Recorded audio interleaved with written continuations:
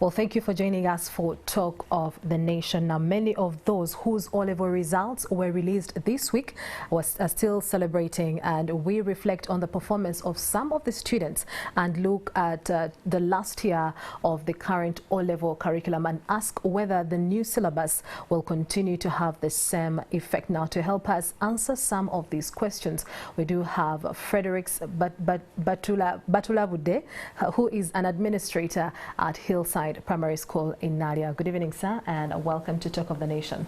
Good evening, Pedun. Thank you for hosting me. Yes, well, straight into our conversation now. The O-level results were released on Thursday. Would like to pick some of your thoughts on the performance, especially amongst the traditional schools that are known to do well. First of all, I want to take this opportunity to congratulate all the candidates of the year 2022, considering that these are the children, this is the first set of children that have sat the examinations after a long lockdown. Actually, that year had always been referred to as a lost year. So that's why I congratulate them and I thank them for their patience. I congratulate their parents and I wish them success to the next level. Yes. Okay. So what do you make of their performance despite the situation they went through, the rigors, many of them even some of them having actually to drop out because of the COVID-19 lockdown? What do you make of the performance after the COVID-19 lockdown? Yeah, I think we need to congratulate both the children and the teachers because of the much effort they put in. True, many of them dropped out of school. Many of them thought that maybe school will never resume again. Maybe some of them changed even the curriculum and they went to international schools. So when you look at this performance of these children, it is actually commendable. It is very commendable. These people performed so well. When you look at it, there is not a much bigger difference compared to the results of 2020. So we congratulate them. When you look at, first of all, the schools that are known to be the traditional, the known strong traditional schools, they continue dominating, but still there are other schools that came up. So the performance was commendable. Well, still talking about the performance, talk to us about the persistence poor performances in the science subjects, especially biology. What do you think can be done for this last class under the current O-level curriculum?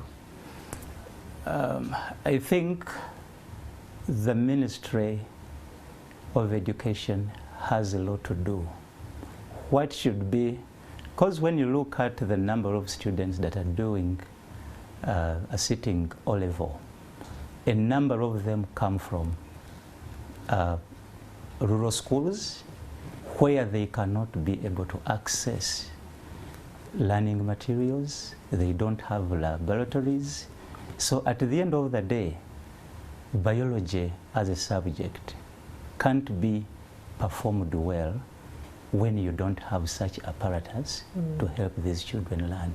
Even the teachers are finding very big trouble to teach these people because they are actually, the subject that is supposed to be practical, it is a theoretical, the way they are delivering content is theoretical. At the end of the day, you cannot achieve the desired results. Because biology and science in general is known to be a practical. It should be practical, yes. Well, considering that this is the last class under the current O-level syllabus, what advice would you give to the current students of Senior 4 and also the teachers as well as the parents, and also just to help us understand what they expect in the new curriculum or in the new syllabus? Now, first of all, under the new curriculum, first of all, teachers must understand. At first, this curriculum was always talked about. There will be such a curriculum which shall change, and at the end of the day, it is here to stay. So teachers must be innovative. Much as there is a problem of poor facilitation, inadequate facilitation in schools, teachers must go an extra mile. They can visit other schools and they can borrow such material which they can use. So it is rare, it is not easy to find a school that has everything they need. At the end of the day, children must pass. Teachers must do their work. So if we keep on saying that we don't have what to use, our role as a teacher is to be innovative and make sure that we deliver the necessary information to the children. And I encourage the children, because the country, the world is going science. So at the end of the day, you must pay attention to the science subjects. Students should stop saying science is hard. If we must fight unemployment in the country, then science must be given a priority by the teachers, by the students, and most especially, parents must also get involved in the learning of the children, because at the end of the day, it comes back to them. Yes. Well, in this new curriculum that we are actually discussing, there is an element of the continuous assessment, and we understand that the current candidates are actually the ones that are going to be experiencing the continuous assessment. This means the average that will be gotten from senior 1, senior 2 up until they sit their final exams. Would like you to enlighten us on what the continuous assessment actually means at the end of someone's education journey, let's say for the O-level levels. What we mean by continuous assessment is that when children are learning, when students are learning in a system, they must be assessed by their teachers. It can be monthly, it can be termly, but their marks must be recorded. They must be recorded and transferred to the next level. So right from senior 1. The marks are collected. Is it the marks or the average? First of all, you collect the marks, and at the end of the day, you will come up with a what? With the average. And that is the average that will be used, will be sent to UNEB. So today, you'll find out that all students have registered for the learners' identification numbers. So each student has a portal in the Ministry of Education. Recently, you saw the Ministry of Education and UNEB holding a joint press conference, meaning that they are working hand in hand. The Ministry of Education is producing the learner, NIRA is producing learners' identification numbers, and they're working with the UNEB. So that learner's identification number is going to enable the ministry to create a portal for each student. So their marks will be stored there, which will be used at the end of the 4 years. Yeah. That work will be sent to UNEB. Then UNEB converts that to a 20%, because at the end of the day, UNEB will still examine these students after the 4 years. So the examination that is set by UNEB will account for 80%. And this work that has been recorded by the school for a particular child will account for 20%. That's why teachers must be careful. They must be honest with what they are recording. So at the end of the day, because people will say, we don't want our children to fail. So what they will do is to just start collecting marks any way they would want, but at the end of the day, it is coming back to the integrity of the marks you are bringing out. So what we are encouraging the teachers, let us embrace this kind of assessment, because it has come to stay and it is helping this candidate. Is it starting with the current candidates?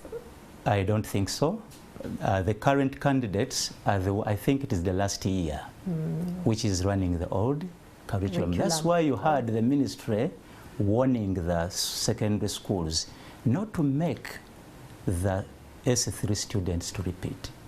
Because when you don't promote them to senior 4, you are telling them to go back to the old curriculum, yet they don't have any information. That means you are telling them to go back to senior 1.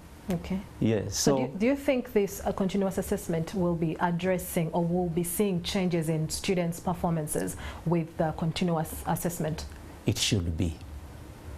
But there is a challenge, like I talked about what? Honesty. But again, another thing, there are levels of technology in the country. How will those marks be submitted? That means the Ministry of Education has to work, has to empower schools, has to help different education institutions to make them able to submit their students' what? Results. Yes. Okay. So as we wind up this conversation, finally, where there has been a call to improve like all-round performance among learners with special needs, what do you think can be done in that regard to these communities which actually usually suffer poor results? I beg your pardon? There is a call to see to it that there is an all-round improvement in performance amongst students or children with special needs. How best do you think this can actually address? Because these are the communities that suffer the poor results at the end of the day. You see, the whole education system, the whole development of education goes back to the parent. When you come to urban schools, the children with special needs are learning. But in rural schools, even because of the different setting, some parents even may think it is a curse. They hide those children. But at the end of the day, if these children are brought, if these children are helped, if parents are sensitized, these children have got very different capabilities.